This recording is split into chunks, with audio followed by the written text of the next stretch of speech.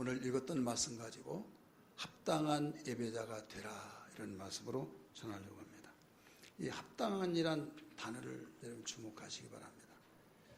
이 국어사전에 보면 합당한 말을 어떻게 가르쳐 놓는가 하면 어떤 기준, 조건, 용도, 또 도리의 따위에 꼭 알맞는 것, 이렇게 나와요.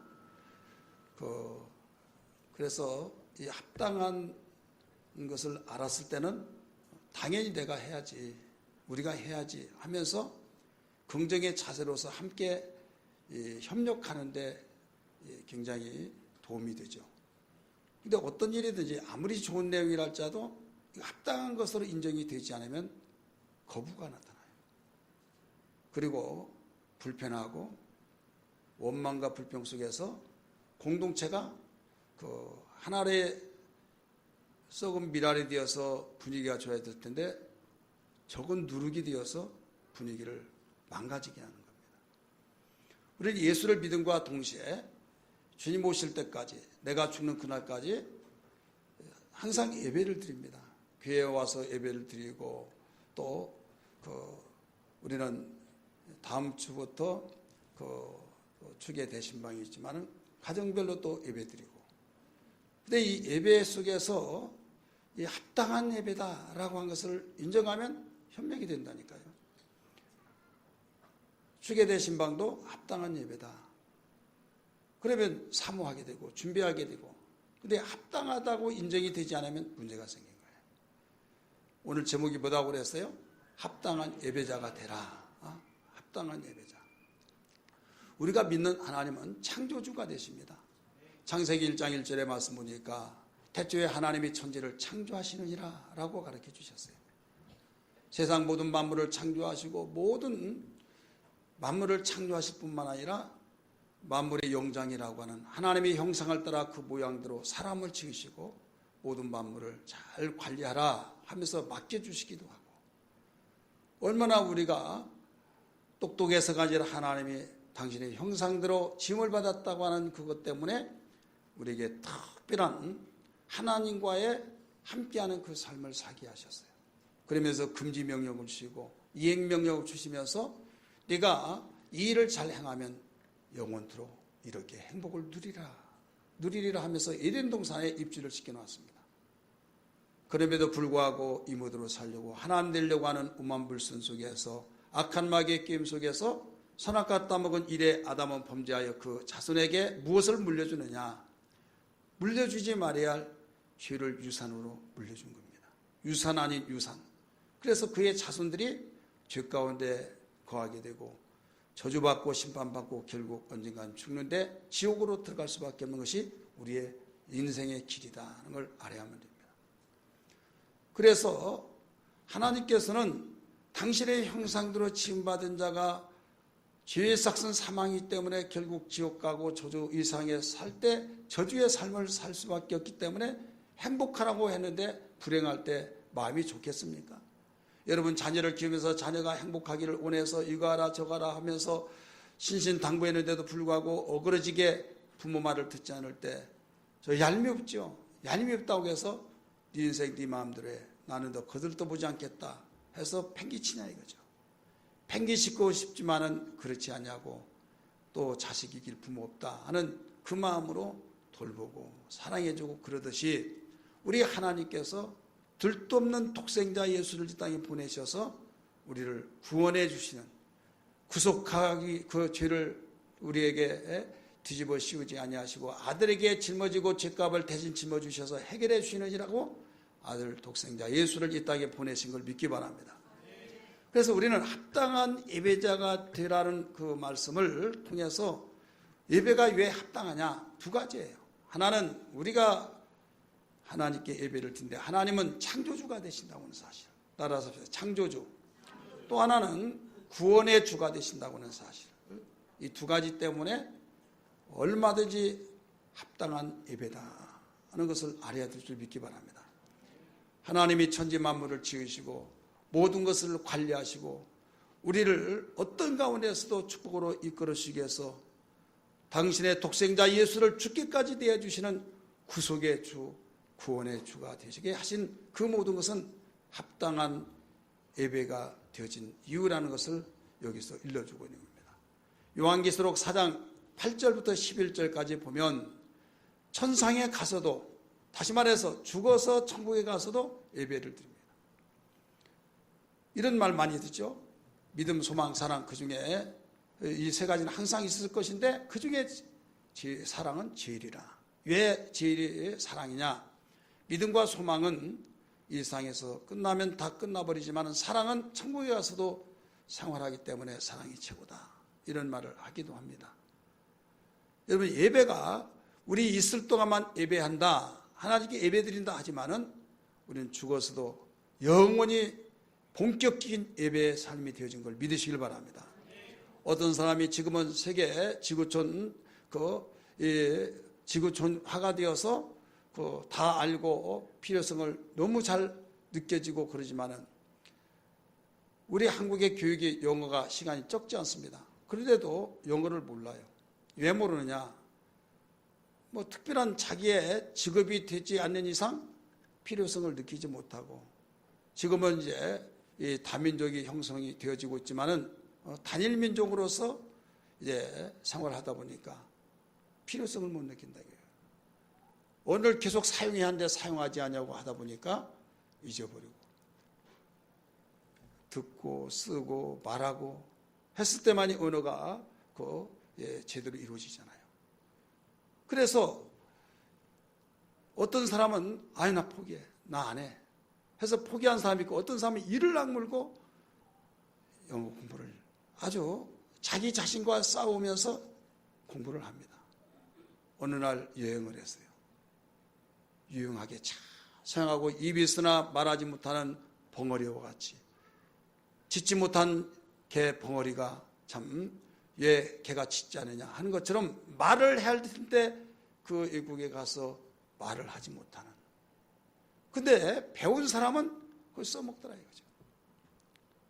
마찬가지예요. 여러분, 우리는 예배라고 하는 것이 여기에서 예배드리기가 힘들고, 예배드리는 그 시간이 지루하고, 예배드리는 시간들이 참으로 내가 무리한 시간으로 있자니 참 힘들고, 나가자니 예의가 아닌 것 같고 하다 보니까 매 주일마다 예배드리면서 재미를 느끼지 못하고 억압되어진 것 같은 그런 인상을 갖는 사람이 없지 않아 있더라 이거죠. 그러나 우리는 이 세상 있을 동안에 예배의 삶이 우리가 이루어져야겠고, 지금 예배 시간은 예배의 훈련을 철저히 우리가 훈련을 받고 있다는 걸 알아야 될 줄 믿기 바랍니다. 천국에 가서 우리의 일과가 모두 어떤 일이냐? 하나님께 예배하는 거예요. 이미 읽었던, 여러분이 봤던 요한계시록 4장 8절부터 11절에 이런 그 말씀이 모두 다 하나님께 영광 찬송 돌리는 예배에 드려지는 그 고백이 이루어지고 있지 않습니까? 네 생물이 하나님 보좌 옆에서 찬양하고, 거기에 그 모습을 보고 24 장로들이 또 찬양하면서 마땅하도다, 합당한 예배라고 하는 것을 가르쳐 주셨어요. 그래서 우리는 어떤 일이 있더라도 육체에 있는 이 세상에 열심히 예배해야 돼, 합당한 예배자가 되어야 될 줄 믿으시길 바랍니다. 시편 기자인 오늘 본문의 말씀 보면 다윗은 하나님께 합당한 예배자가 되라는 거예요.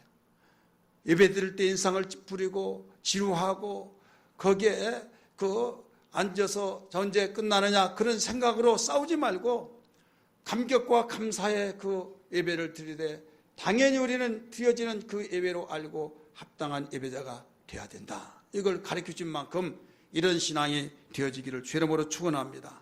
할렐루야. 지존하신 주님 이름 앞에 모두 무릎 꿇고 다 경배해, 거룩하신 주님 보좌 앞에 엎드려 절하세. 손을 들고 부릅니다. 예수는 그리스도, 예수는 주, 하나님의 영으로 경배드리리.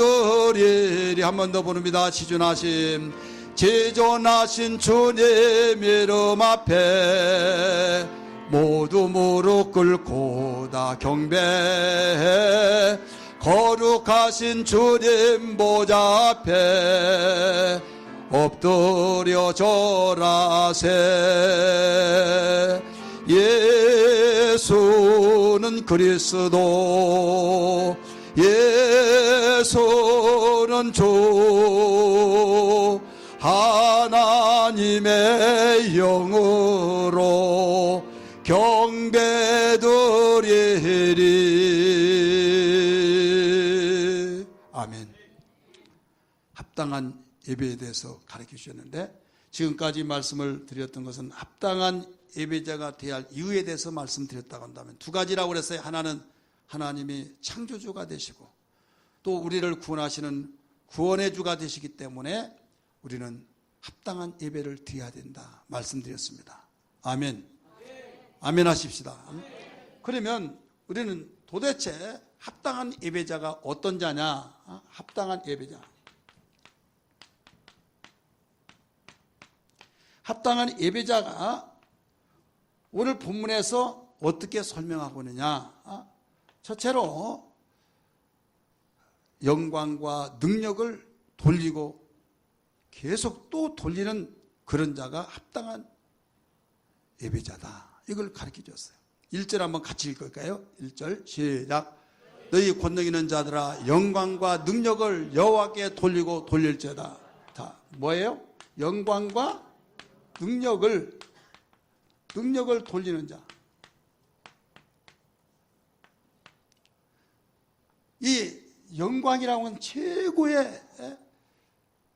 최고를 드러내는 거죠. 그래서 영광은 사람이 쓰는 단어가 아닙니다. 하나님만이 바로 받으시는 영광. 그래서 이 영광을 하나님께 돌려야 하는데 자기가 가로채 버렸다.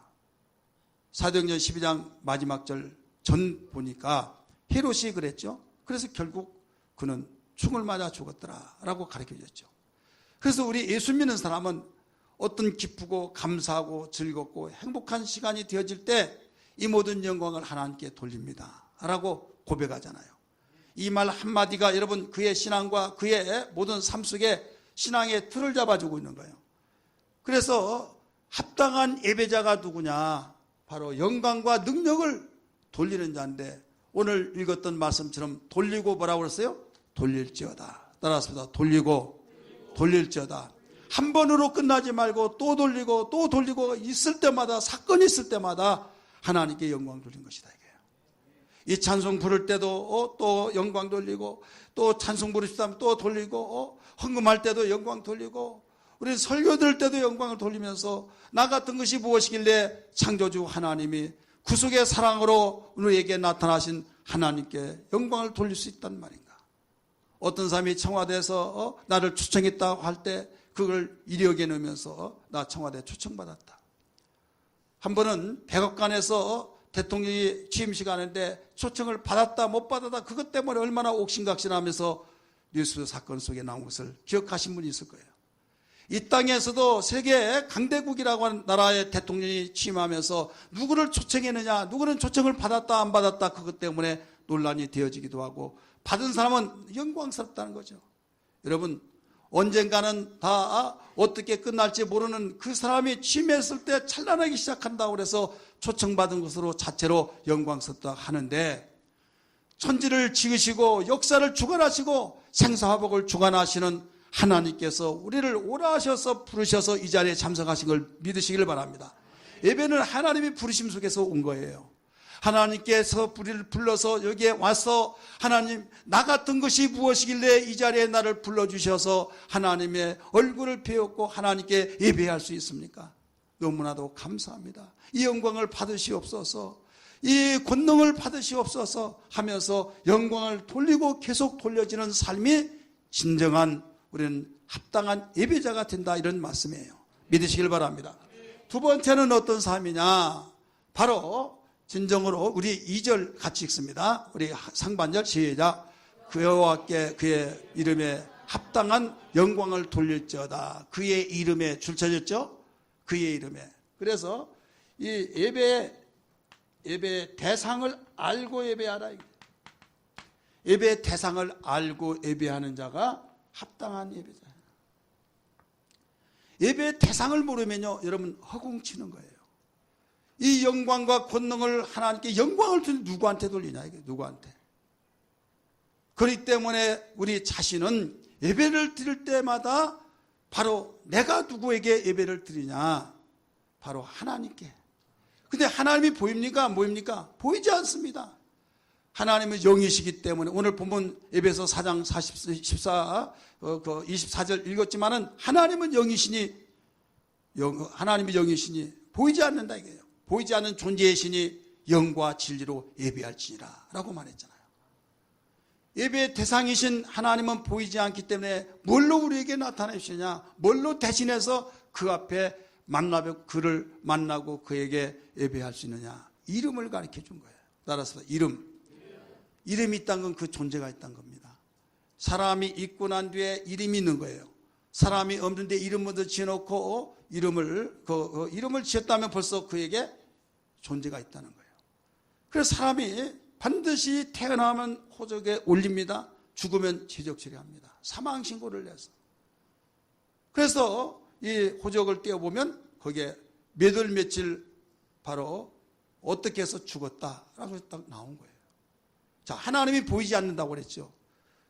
그러나 우리가 예배드리는 대상이 누구냐면 하나님인데 그 이름으로 우리에게 보여주는데, 하나님이 택한 이스라엘 백성들에게 뭐라고 가르쳐 주느냐, 바로 십계명을 통해서 성문화를 시켜서 문서화를 시켰어요. 출애굽기 20장 1절부터 7절의 말씀이니까 거기에 십계명에 1계명, 2계명, 3계명이 나옵니다. 1계명, 2계명은 하늘이나 땅이나 땅 아래 물속에 어떤 형상을 만들지 말고 절하지 말아라. 근데 어떻게 하나님 섬깁니까? 그 이름을 섬기는 거예요. 따라서 그 이름은 그를 대신한 겁니다. 하나님의 이름을 함부로 부르지 마라. 함부로 부르는 것은 노망했다 이렇게. 망령되게 행하지 말아라. 그래야 하면 만약에 죄 없다 하지 아니하라. 죄라는 거예요, 죄. 하나님의 이름이 존귀하고 그 이름이 존귀해서 그 이름 말 한마디 속에서 무릎을 꿇고 이 영광을 받으시옵소서 하면서 하나님이 우리의 예배자가 된다는 사실을 받으시는 자라는 것을 알아야 된다는 말씀입니다. 그래서 하나님의 이름을 영화롭게 하지 않으면 여러분 절대 복을 받을 수고 받았다 할지라도 그 복이 저주가 되어진다는 것을 성경은 증거하고 있습니다. 말라기 2장 2절의 말씀 보면 같이 한번 읽을까요? 시작. 만군의 여호와가 이르노라. 너희가 만일 듣지 아니하며 마음에 두지 아니하여 내 이름을 뭐라고 그랬어요? 영화롭게 하지 아니하면, 내 이름을 영화롭게 하지 아니하면, 하나님 눈에 안 보이니까 이름으로 우리에게 섬기도록 많은데 그 이름을 영화롭게 하지 않으면 내가 너희에게 무엇을 내려? 저주를 내려 너희의 복을 저주하리라. 이미 주었던 복도 저주해버린다는 거예요. 그러니까 우리는 내가 섬기고 내가 하나님께 영광을 돌리는 그분이 이름으로서 우리에게 보여줬기 때문에 이름을 존귀하게 여겨야 된다 이거예요. 기분 나쁘면 예수가 보고 나 버리고 막 하면서 한 사람 회개 철저해야만 됩니다. 하나님의 이름을 망령되게 일컫는 거예요. 그래서 아무리 술 취했더라도 정신을 차리면 실수하지 않고, 바로 그 사람은 그렇게 많이 먹었더라도 참 자세가 흐트러지지 않았다고. 하지만은 술도 안 마셨는데 막 술 마신 것처럼 미친 것처럼 그렇게 해버리면요, 그 사람은 벌써 많은 사람이 이미지가 나빠진 거예요. 그 사람은 심지어는 개다, 개차반이다 이런 말을 하죠. 세상의 사람들에게도 이미지가 좋지 않으면 벌써 여기에 안 좋게 남으면 그 사람 해버리죠. 하물며 여러분 천지를 창조하시고 어떤 누구도 그에게 대항할 수 없는 하나님을, 그 이름을 우리가 함부로 부르고 노망끼도록 불러버리면서 영화롭게 하지 않으면 무슨 복을 받겠느냐고 성경은 증거하고 있습니다.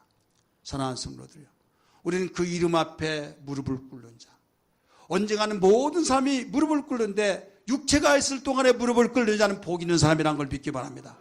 육체가 없고 난 뒤에 바로 죽어서 저 천국에 가서 무릎을 꿇는 그들은 불행한 자입니다. 왜 불행한 자냐? 심판받기 위해서 거기서 무릎을 꿇어요. 산자나 죽은 자나 다 무릎을 꿇는데 우리는 살아서 거기에서 영광 돌리는 겁니다.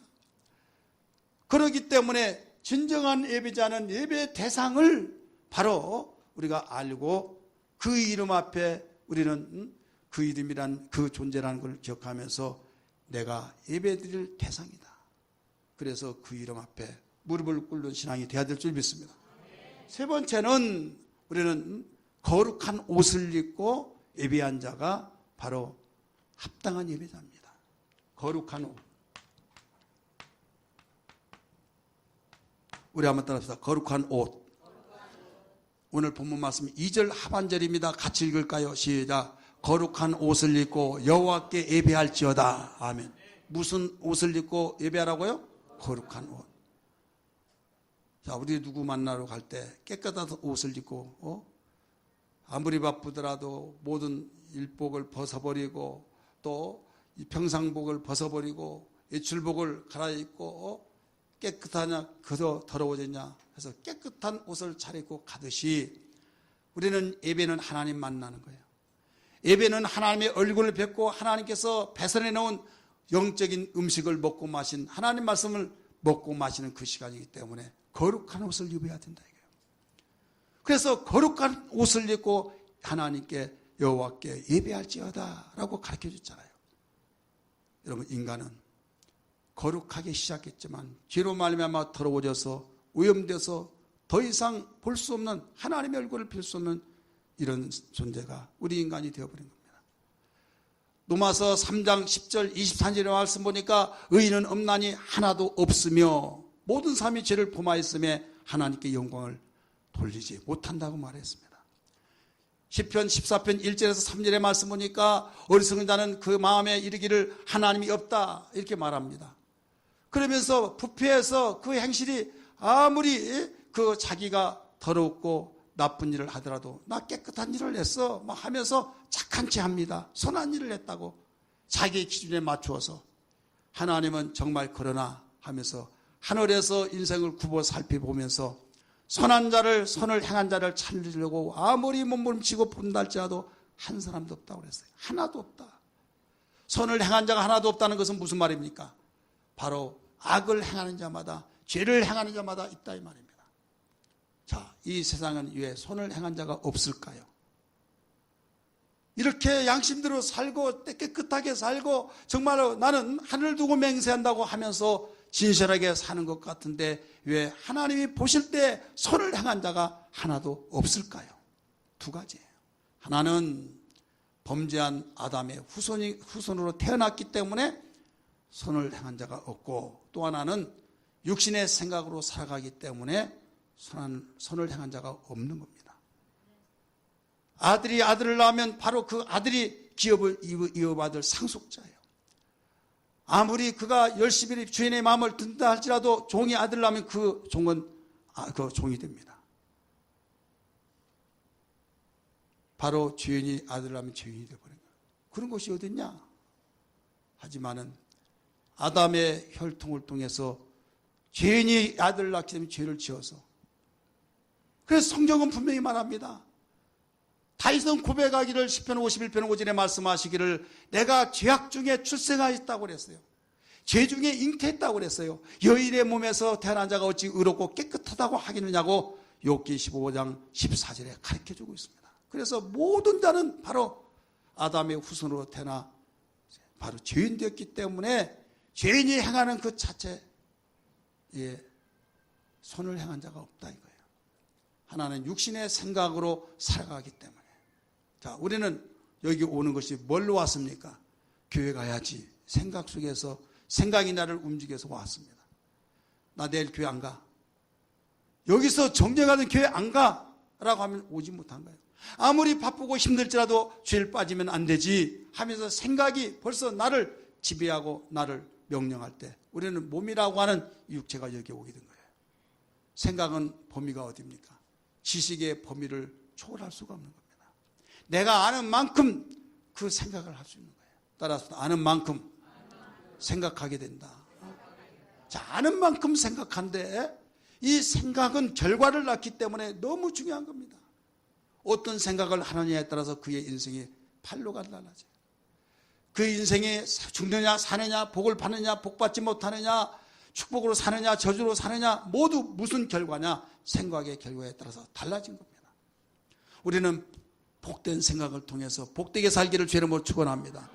어떤 가운데서 정말 생각이 이렇게 중요하기 때문에 생각을 잘 좋은 생각을 해야 하는데 여기에서 육신의 생각은 사망이라고 그랬어요. 근데 육신의 생각은 사망인데요. 보세요. 육신의 생각은 뭐라고 그랬어요? 사망. 죄의 결과는 뭐예요? 사망이에요. 로마서 6장 23절 같이 읽을까요? 시작. 죄의 싹은 사망이요. 예, 거기까지. 죄의 싹은 사망이요.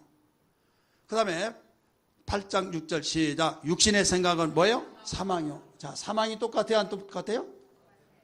그러면 육신의 생각도 사망이고 죄의 싹도 사망이라고 한다면 고로 육신의 생각은 뭐라? 죄라는 거예요. 세상에서는 죄란 것이 뭡니까? 도둑질하고 죄이고 또 어떤 절도하고 나쁜 행동을 저질렀을 때 죄라고 말합니다.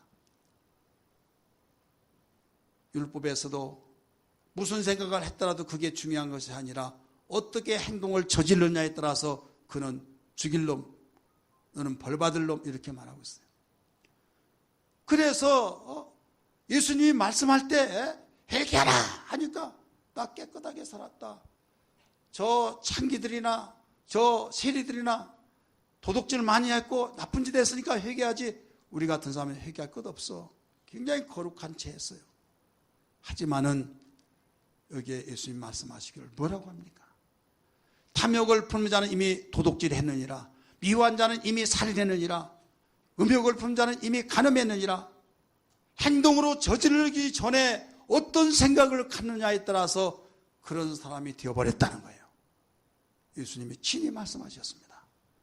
이해되시면 아멘 하시기 바랍니다. 그래서 육신의 생각은 결국 죄이기 때문에 사망한다는 거예요.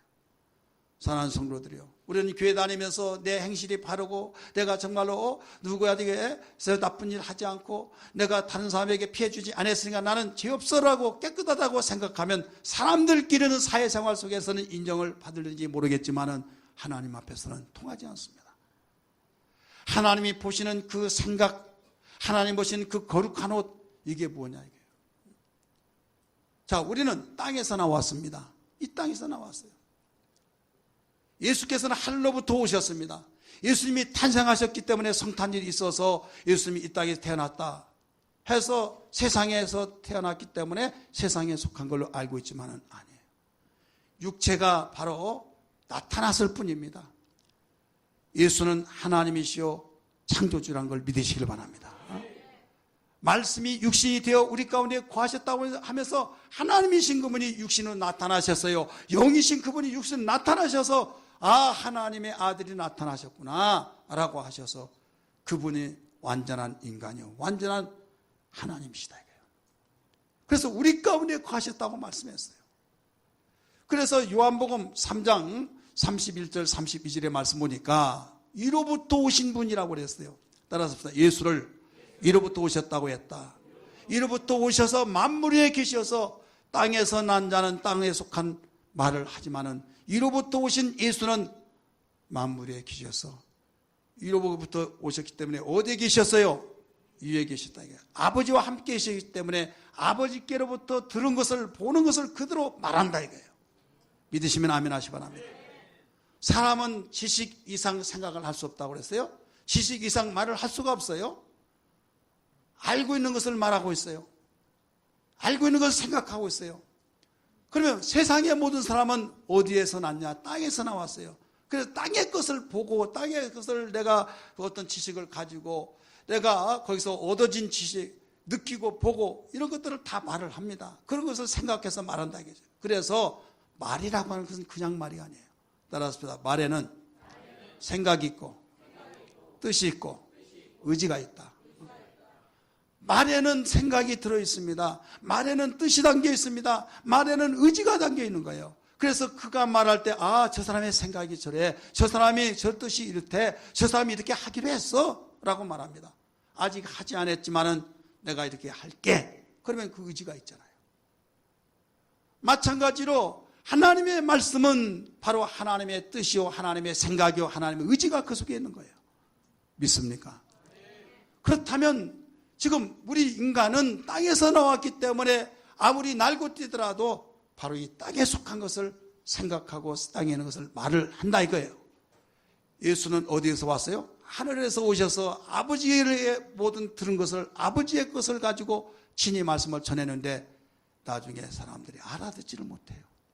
알아듣지 못하다 보니까 그 말을 오해하고 비난하고 수근거리고 배척하고 이렇게 말을 하고 있다 이거예요. 32절 읽습니다. 시작. 그가 친히 보고 들은 것을 증언하고 그의 증언을 받는 자가 없도다. 자, 받는 자가 없다고 그랬어요. 자, 예수님이 한마디 한마디 말씀하신 것이 다 옳은 말씀하셨어요. 거짓말이나 진실하지 않은 말을 했어요? 옳은 말을 했어요. 그럼 받아들여야 안 받아들여요? 받아들여야 된다 이게요. 받아들여야 하는데 수근수근하고 어렵다고 하고 누가 이런 말을 듣겠냐고 하고 다 떠나버리고, 왜? 자기들의 마음에 맞지 않으니까. 요한복음 6장, 여러분 요한복음 6장 한번 봅니다. 넘겨주세요. 52절 시작. 그러므로 유대인들이 서로 다투어 이르되 이 사람이 어찌 능히 자기 살을 우리에게 주어 먹게 하겠느냐. 다투었어요. 주님이 가르쳐 줬음에도 불구하고 다투고. 60절 62절까지 시작. 제자 중 여럿이 말을 듣고 말하되 이 말씀이 어렵도다 누가 들을 수 있느냐 한데 예수께서 스스로 제자들이 이 말씀을 대하여 수군거린 줄을 아시고 이르되 이 말이 너에게 걸림이 되느냐. 자, 예수님 말씀하신 것이 걸림이 되고 수군거리고. 왜 그래요? 나는 이렇게 생각하는데 저분은 이렇게 말한다. 말이 되느냐 이거예요. 그래서 결국 다 떠나버린 거예요. 66절 같이 읽습니다. 제자 중 66절 시작. 그때로부터 그의 제자 중에서 많은 사람이 떠나가고 다시 그와 함께 다니지 아니하더라. 사랑하는 성도들이요, 우리 여기에 잘 생각해야 합니다. 설교를 듣다가 보니 야, 저 말이 말이냐, 저 말이 말이냐, 도대체 이해되지도 않고 도대체 죽으면 죽은 게 또 살아난단 말이 어떻게 된 거냐. 천국 있고 지구 있고 나는 천국 지옥 같은 건 나는 안 믿어. 이 땅에 마음 편안하게 하기 위해서 믿는 거지. 여러분, 그런 사람이 의외로 많습니다. 의외로 많다 이거예요. 착한 사람 되려고 교회 오면 내 마음을 좀 점검해 볼 수 있는 기회가 되고 죽어서까지 나는 생각하지 않아 하면서, 여러분, 현재가 있어야 미래가 있고 미래는 반드시 현재가 오고 현재는 과거를 낳게 된다는 걸 믿기 바랍니다. 주님이 저 훗날에 있는 것을 아주 몇 수십 년 그 후에 있을 말씀하신 것 같지만은 어느 날 예고 없이 그날이 찾아온다 이거예요. 그래서 영혼의 때를 위해서 살아야 된다고 가르쳐 주잖아요.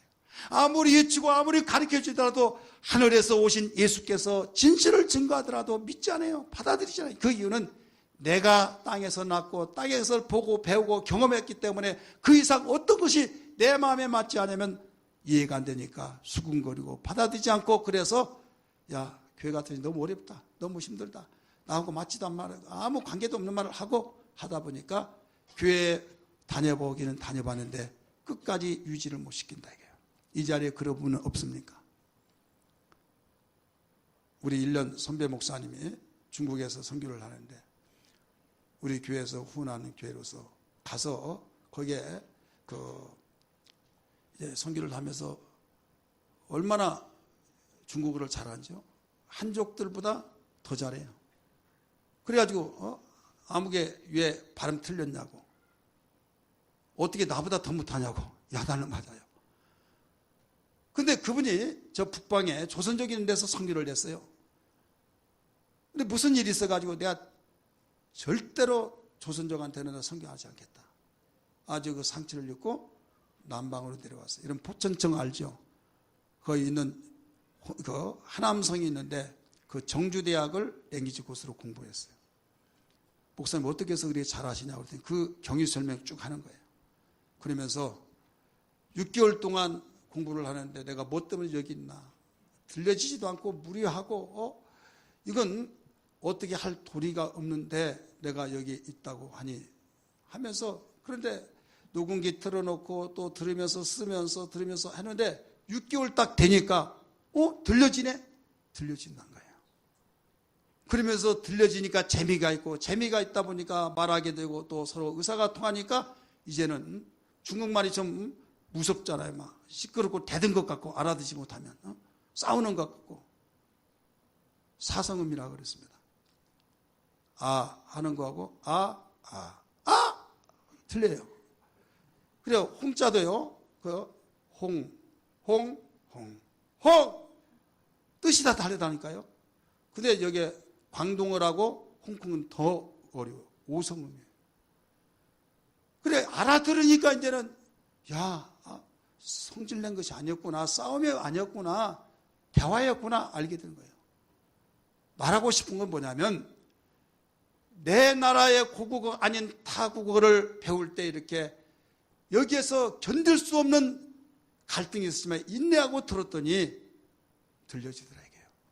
교회는 하나님 말씀을 증거하는 곳이라는 걸 믿기 바랍니다. 목사는 하나님이 세워서 하나님 말씀을 증거하라고 세운 하나님의 종입니다.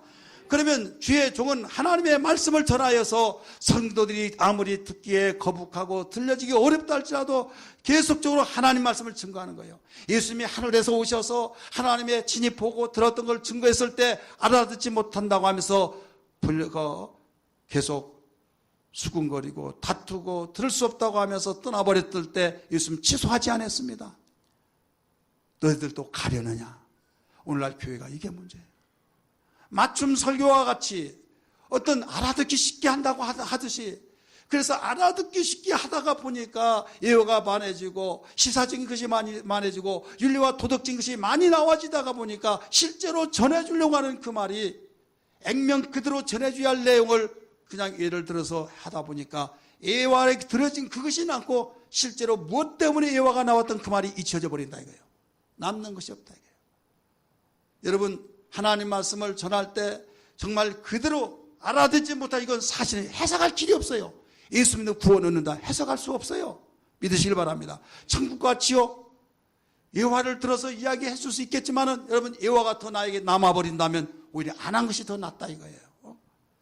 그래서 계속 듣다가 보면 나중에 그렇구나 성령으로 깨달아져서 아멘이 되어지고 재미를 느껴지고 천국의 그 소식을 알게 되고 여러분 여기서 할렐루야 찬송이 저절로 나오게 된 걸 믿기 바랍니다.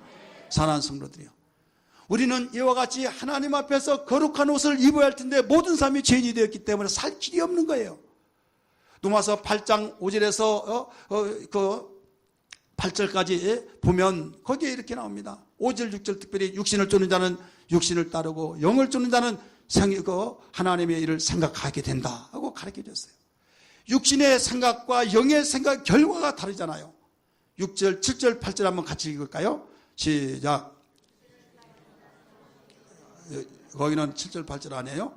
자 7절은 하나님 앞에서 원수가 되어버린 원수. 한번 따라서 하나님과 원수가 되고 그 다음에 하나님 법에 굴복을 할 수가 없다. 굴복. 하나님 앞에 무릎 꿇고 주여 나는 죄인입니다고 굴복을 할 때 굴복이 안 돼. 하나님을 짚으시게 할 수가 없어. 그러다 보니까 하나님을 등지게 되어지고 하나님을 원수같이 여겨져 버리면서 하나님을 원수 삼고 생활한 사람이 복이 되겠습니까? 하나님은 이미 죄의 싹은 사망이라고 선을 그어버려 선포한 거예요. 그런데 하나님께서 우리를 사랑하셔서 독생자 예수를 보내주셔서 우리를 구원시키신 걸 믿으시면 아멘 하시기 바랍니다. 오직 유일하게 하나님께서 우리를 찾아주셔서 사랑하셔서 거룩한 옷을 입혀주시는데 무엇으로 입혀주느냐? 예수님의 피 흘리심으로써 구원받고 죄사함받아서 의롭다함을 얻게 해주셔서 여러분 회개케 하여 구원의 옷을 입혀준 걸 믿으시길 바랍니다. 히브리서 10장 10절 말씀 보시기 바랍니다. 시작. 이 뜻을 따라 예수 그리스도의 몸을 단번에 들이심으로 말미암아 우리가 거룩함을 얻었노라. 할렐루야. 예수님이 단번에 십자가에 죽으심으로 피를 흘려주셨는데 이 피는 우리의 죄를 깨끗하게 씻어주시고 우리의 죄를 해결해 주기 위해서 십자가에 죽으셨는데 그래서 우리를 거룩하게 만들어버렸다 이거예요. 믿으시기 바랍니다. 13장 12절 같이 읽을까요? 그러므로 예수도 자기 피로서 백성을 거룩하게 하려고 성문 밖에서 고난을 받으시느니라. 믿으시기 바랍니다. 사랑하는 성도들이요, 예수님의 핏부림이 없이는 십자가의 죽으심이 없이는 거룩해질 수가 없어요. 아무리 양재물을 통해서 세제를 통해서 깨끗하게 여러분 옷을 빨고 여러분 때를 벗긴다 할지라도 우리에게 볼 때는 깨끗하다 할지라도 하나님이 볼 때는 여러분 더럽다는 것을 알아야만 합니다. 예수의 피가 없이는, 죄사함이 없이는 의롭다함을 얻지 않고는 거룩해질 수가 없어요. 예수의 피로 의롭다함을 믿으시기를 바랍니다. 할렐루야. 그래서 그 고백으로 무엇을 받느냐? 침례를 받잖아요. 일생에 한 번 침례. 예수와 함께 죽어서 죄사함을 받아서 나는 거룩한 옷을 입었습니다. 고백이에요. 그 다음에 옷을 입었더라도 더러워져요? 안 더러워져요? 더럽죠. 그래서 세탁을 해서 빨래를 해서 깨끗하게 유지하는 것이 있는데, 이게 뭐냐면 요한복음 17장 17절 아버지 말씀은 진리입니다. 진리로 죄를 거룩하게 하옵소서. 바로 진리의 말씀을 순종하는데, 이걸 성찬식으로 바로 예식을 하고 있는 거예요. 다음 주일 우리 성찬식이죠. 그래, 이 두 가지 구원받아서 우리 근본적으로 새로 거듭나서, 나는 죄산 받아서 새로 거듭났기 때문에 우리 의로워져서 거룩한 옷을 입었고, 또 하나는 우리 회개하고 진리의 말씀으로 순종해 나가는 삶을 통해서 거룩해서, 이런 사람이 바로 합당한 예배자다 이 말이에요. 사랑하는 성도들이여, 예수의 피와 관계없이 내가 착하게 살려고 이렇게 노력하고 노력했으나 예수의 피와 관계없이 나를 위해서 십자가 못 박혀 죽은 예수와 관계없는 삶을 살아버린다고 한다면 여러분, 합당한 예배자가 아닙니다. 깨달아지면 아멘 하시기 바랍니다. 예수의 피값으로 세우신 교회, 생명의 교회, 세상 흠부 권세 모두 이긴 교회로 승리하는 교회 되리라.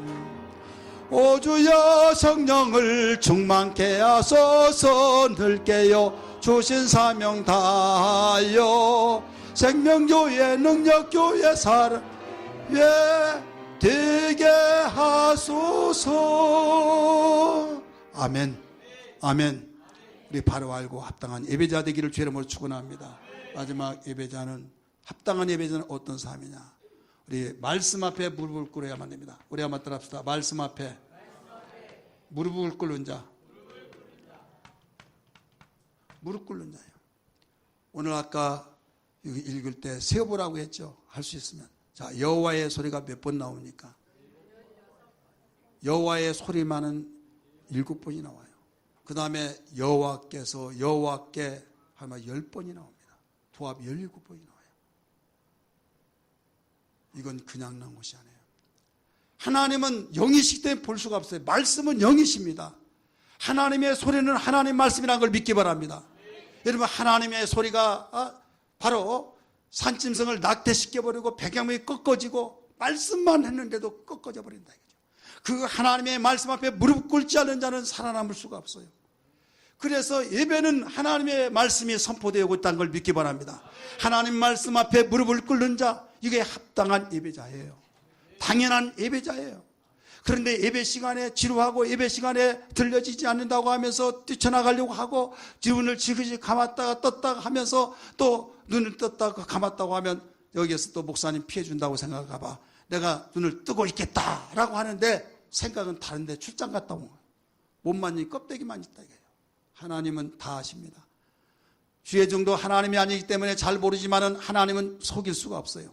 그래서 이왕에 예배 드릴 때 하나님 앞에 무릎 꿇을 수 있는, 말씀 앞에 무릎 꿇을 수 있는, 말씀 듣는 그 시간이 얼마나 귀중하다는 걸 깨닫고 우리는 하나님 말씀 앞에 무릎을 꿇어야 될 줄 믿습니다. 이 사람이 어떤 사람이라고 그랬어요? 바로 합당한 예배자다 이게요. 자, 합당한 일을 바로 내가 했을 때 그게 보상이 있잖아요. 대가가 있잖아요. 그래서 합당한 예배자에게 결과를 하나님께서 말씀해 주셔서 오늘 말씀 보면 그 말씀이, 그 결과가 뭐냐? 10절에 말씀합니다. 10절 따라서 우리 같이 읽을까요? 10절 시작. 여호와께서 홍수 때 자정하셨으며 여호와께서 영원토록 왕으로 자정하시도다. 바로 왕으로 자정. 자정은 뭐예요? 거기에 보좌에 앉아서 거기에 자리를 지킨다는 거예요. 거기에 앉아 계신다는 거예요. 근데 어디에, 여호와께서 어디에 자정했다고 그랬어요? 홍수 때에. 따라서 홍수 때에. 홍수는 무엇을 말하고 있습니까? 홍수인데 아니라 홍수예요. 홍수 때에. 홍수는 재앙을 말하고 있어요. 환난을 말하고 있어요. 어려움을 말하고 있어요. 살다 보면 어려울 때 있습니까? 없습니까? 있지요. 그때 하나님이 개입하시고 하나님이 함께 하시면 그 홍수는 끝나버립니다. 해결된다는 걸 믿기 바랍니다. 우리가 그걸 위해서 기도하고 있잖아요. 그럼에도 불구하고 기도하더라도 하나님이 예민하는 이유는 뭡니까? 합당한 예배자가 되지 않기 때문이에요. 합당한 예배자가 될 때는 홍수 때도 두려워할 필요가 없어요. 왜? 홍수 때에 자정하셨으며 여호와께서 영원토록 왕으로 자정하시도다. 우리의 마음의 보좌에 우리 하나님께 자정하셔서 왕으로, 절대자의 왕이 우리와 함께 하시면 망할래 망할 수 없고 부족한 것이 없고 능하신 건 그 하나님이 능하심으로 나도 능하게 되어지고, 할렐루야. 얼마나 행복잡니까? 그렇기 때문에 어떤 자들이 말하기를 왜 하나님이 이렇게 저렇게 이렇게 하시나, 자기의 마음에 원치 않고 마음의 손대로 되지 않는다고 해서 원망불평을 터는 사람이 없지 않아 있어요. 1차적으로 해야 할 일이 합당한 예배자가 돼요. 예배에 실패하면 모든 것 실패자가 되어버릴 수밖에 없는 겁니다. 그래서 하나님 예배를 성공시키게 도와주시고 하나님께 합당한 예배자가 되게 하여 주시옵소서. 이런 고백이 되기를 주의 이름으로 축원합니다. 홍수 때 자정하시고 영원한 왕으로 자정하신다고 말씀하셨어요. 두 번째는 11절의 말씀 보니까 힘과 평안을 주시는 축복입니다. 우리 한번 다 힘과 평강을 주시는 축복. 11절 같이 읽습니다. 시작. 여호와께서 자기 백성에게 힘을 주시며 여호와께서 자기 백성에게 평강의 복을 주시리로다. 아멘. 우리는 돈이 없을 때 돈만 있으면 행복하고, 권력 없으면 권력 있기만 하면 행복하고, 그런 것 같고 힘이 있다고 생각하지만 아니에요. 없을 때는, 배고플 때는 배고픈 것만 해결하면 다 평안하고 그럴 줄 알겠지만은, 여러분, 왜 부자가, 권력 있는 사람이, 왜 불우한 사람이 자살합니까? 나름대로 평안이 없다는 거예요. 평안이 없다는 것이라니까요. 저 사람 어떻게 사는가? 저 사람 나 같으면 진작 자살해서 죽었을 거야 라고 생각하지만 의외로 너무 행복하고 감사하고 찬양하고 너무 감사하다고 하면서 잿불, 자기 부모가 유산을 남겨주지 않고 정말 고생을 많이 시켰음에도 불구하고 우리 어머니가 나를 태어나게 하셔서 감사하다고 하면서 고마움과 감사를 느끼면서 의외로 그렇게 말한 사람이 있지 않느냐 이거예요. 예, 마음에 평안이 있어요. 힘이 있어요. 우리 육체 속에는 암세포가 계속 자라고 있습니다. 자라고 있지만 어떤 사람은 아무 문제가 되지 않은 사람이고 어떤 사람은 암의 입을 받고 있는 거예요. 왜? 건강세포가 힘이 있으니까. 힘 앞에는 여러분 어떤 누구라도 당해낼 자가 없어요. 그래서 하나님께서 여호와께서 자기 백성에게 힘을 주시며 여호와께서 자기 백성에게 평강의 복을 주시리로다. 할렐루야. 어떤 자에게? 바로 합당한 예배자에게. 축복의 논리가 이렇게 나오는 거예요.